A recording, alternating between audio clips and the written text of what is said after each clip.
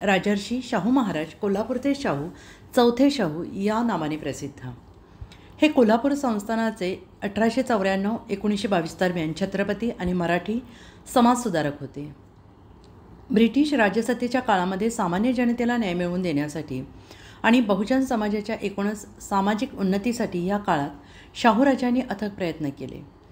सामाजिक परिवर्तनाला गती प्राप्त करून दिली. सनातनी वर्गाच्या विरोधाला न जुमानता त्यांनी दलित, अस्पृश्य, मागासवर्गीय समाजाच्या विकासासाठी महत्त्वाची भूमिका बजावली.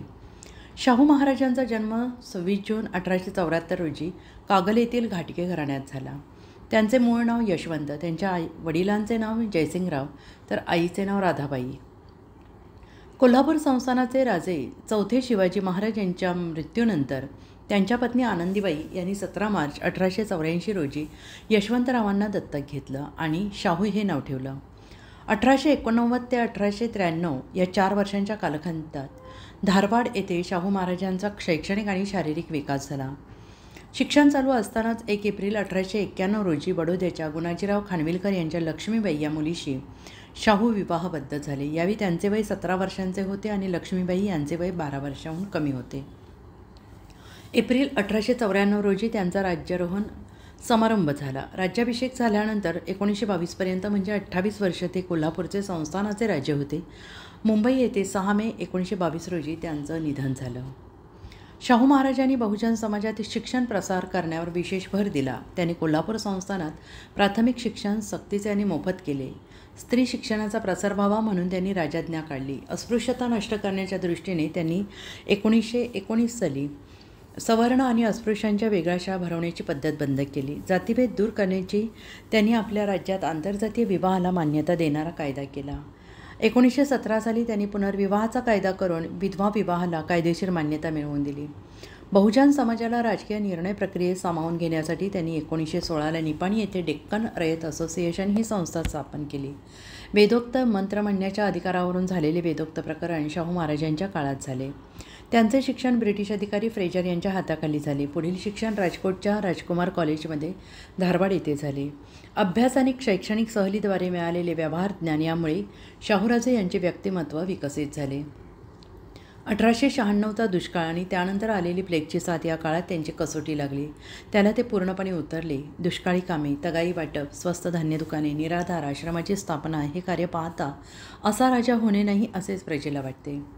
Shahu Chhatrapati spinning and weaving mill, Shahupuri व्यापारपेठ, शेतकऱ्यांची सहकारी संस्था, शेतकी तंत्रज्ञानाच्या संशोधनासाठी किंग एडवर्ड ॲग्रिकल्चरल इन्स्टिट्यूट इत्यादी संस्था कोल्हापुरात स्थापण्यात त्यांचा प्रमुख वाटा होता. राधानगरी धरणाची उभारणी, शेतकऱ्यांना कर्ज उपलब्ध करून देणं अशा उपक्रमातून त्यांनी कृषी विकासाकडे लक्ष पुरवले. त्यांनी डॉक्टर बाबासाहेब आंबेडकरांना त्यांच्या शिक्षणासाठी तसेच मूकनायक या वृत्तपत्रासाठी सहकार्य केले. त्यांनी चित्रकार अबालाल रहिमान यांच्यासारख्या कलावंतांना राजाश्रय देऊन प्रोत्साहन दिले. शाहू महाराजांना राजर्षी ही उपाधी कानपूरच्या कुर्मी क्षत्रिय समाजाने दिली. स्वातंत्र्यापूर्वी कैक वर्ष आधी समता, बंधुता, धर्मनिरपेक्षता अशा सगळ्या घटकांना विकासाची समान संधी ही तत्त्वे शाहू महाराजांनी करवीर संस्थानात अंमलात आणली. म्हणूनच त्यांचा देशभरात महाराजांचे महाराज असा गौरव होतो. रयत प्रजा आणि उपेक्षित समाजाला त्यांचे हक्क आणि न्याय मिळवून देण्याचे कार्य शाहूंनी केले. आपल्या संपूर्ण जीवन कार्यामध्ये त्यांनी समाजातील बहुजन समाजाला त्यांचे न्याय आणि हक्क मिळवून देण्यासाठी आपल्या अधिकाराचा पूर्णपणे वापर केला आणि म्हणूनच ते लोककल्याणकारी राज्यकर्ते ठरले.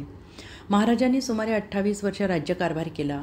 शाहूराजांना बहुजनांच्या शिक्षणाविषयी तळमळ होते आणि म्हणूनच ते कोल्हापूर संस्थानात सक्तीच्या मोफत शिक्षणाचा कायदा, लोकवस्ती तसेच 500 ते 1000 लोकवस्तीच्या गावांमध्ये शाळा काढल्या. जे पालक आपल्या मुलांना शाळेत पाठवणार नाही त्या पालकांना प्रति महिना 1 रुपया दंड आकारण्याची कायदेशीर तरतूद केली.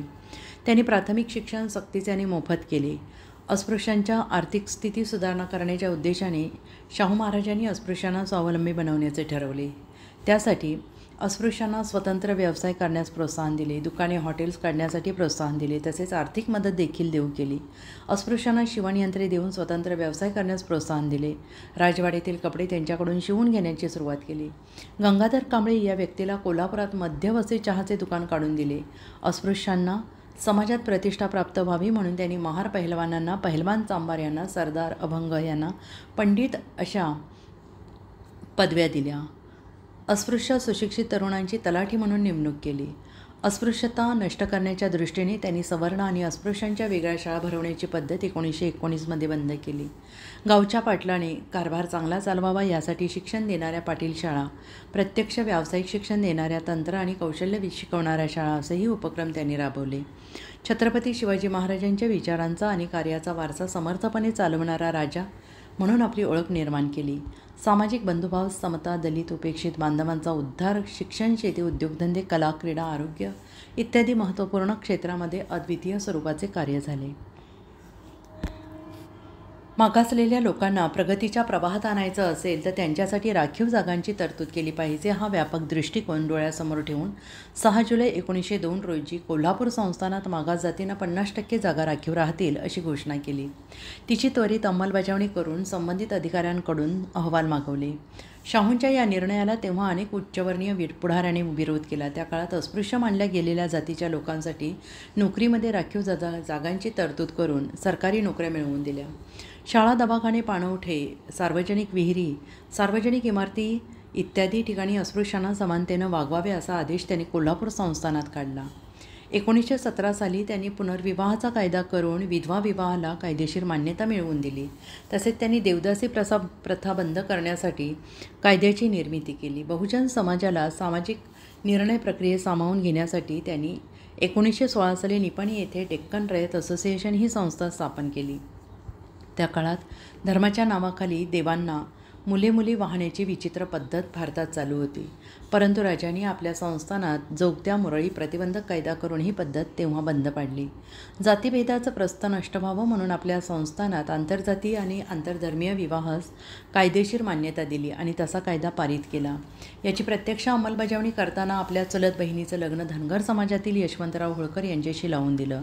आणि एवढंच नव्हे तर संस्थानात जवळपास 100 मराठा धनगर विवाह घडवून आणले. अशा अनेक कार्यांच्या माध्यमातून त्यांनी स्त्रियांना आणि सन्मानाची वागणूक आणि दर्जा मिळवून दिला. तत्कालीन परिस्थितीमध्ये जाती व्यवस्थेची शिकार झालेल्या अनेक जमाती त्या काळात चोऱ्या, दरोडे अशा चुकीच्या मार्गांचा अवलंब करत होत्या.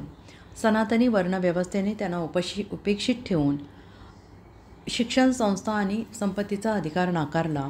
त्यामुळे त्यांचे जीवन नैराश्यमय झाले आणि याचाच परिणाम म्हणून त्यांनी चोऱ्या, दरोड्यांचा मार्ग अवलंबला आणि यामुळे ब्रिटिश सरकारने या जमातीवर गुन्हेगारीचा शिक्का मारला. त्यांना रोज गाव कामगाराकडे हजेरी लावावी लागत असे. शाहू महाराजांना या लोकांविषयी कणव होती, कारण ते खऱ्या अर्थानं वंचितांचे राज्य होते. त्यामुळे शाहूंनी हजेरी पद्धत बंद केली. या जाती जमातीच्या लोकांना एकत्रित करून गुन्हेगारीपासून त्यांना परावृत्त केलं. त्यांना संस्थानात नोकऱ्या दिल्या. त्यांच्यातून पहारेकरी, रखवालदार, रथाचे सारथी निर्माण केले. त्यांना घरे बांधून दिली. वनवन भटकणाऱ्या लोकांच्या राहण्याची सोय झाली. पोटापाण्याची सोय झाली. त्यामुळे गुन्हेगार म्हणून शिक्का बसलेल्या लोकांना माणूस म्हणून समाजात सन्मानानं वावरता येऊ लागलं. गुन्हेगारांना शासन करणारा सत्ताधारी सर्वत्र पाहायला मिळेल, पण त्यांना मायेनं, प्रेमाने आपलंसं करून समाजात सामाजिक दर्जा देणारा आणि त्यांच्या स्वाभिमान निर्माण करणारा राजा विरळाच. वेदोक्त मंत्र म्हणण्याच्या अधिकारावरून झालेला वेदोक्त संघर्ष राजर्षी शाहूंच्याच काळात झाला आणि हे महाराष्ट्राच्या सामाजिक जीवनातील वादळच होतं. या प्रकरणामुळे सत्यशोधक चळवळ आणखीन प्रेरित झाली. बहुजन अस्पृश्य समाजाचा सर्वांगीण विकास साधण्याचं कार्य करताना त्यांनी एका अर्थानं महात्मा फुले यांची परंपरा पुढे चालवली. त्यांनी सत्यशोधक चळवळीला प्रत्यक्ष सहकार्य केलं. कोल्हापूर संस्थानामध्ये सत्यशोधक चळवळीचा प्रसार आणि प्रचार करण्याची महत्त्वाची जबाबदारी राजर्षी शाहू महाराजांनी पार पाडली. त्यांच्या नेतृत्वाखाली संपूर्ण कोल्हापूर संस्थानामध्ये सत्यशोधक चळवळ उभी राहिली आणि ती नेटानं पुढं नेण्याची कामगिरी देखील पार पडली. या चळवळीचा प्रसार आणि प्रचार करण्याची महत्त्वाची जबाबदारी कर्मवीर भाऊराव पाटील यांनी पार पाडली आणि यासाठी त्यांनी शिक्षणातून बहुजन समाजाच्या सर्वांगीण विकास सूत्र हे अंगीकारलं. दलित, पीडित, उपेक्षित समाजाला न्याय मिळवून देण्याचा प्रयत्न केला. यामागे खरी प्रेरणा ही राजर्षी शाहू, महात्मा फुले आणि डॉक्टर बाबासाहेब आंबेडकर यांची होती.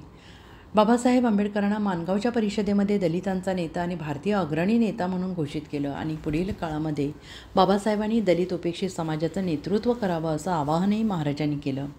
शाहू यांनी सर्व उपेक्षित समाजातील आणि अस्पृश्य वर्गातील लोकांना आपल्या संस्थानामध्ये आरक्षणाद्वारे नोकऱ्या देण्याचा प्रयत्न केला.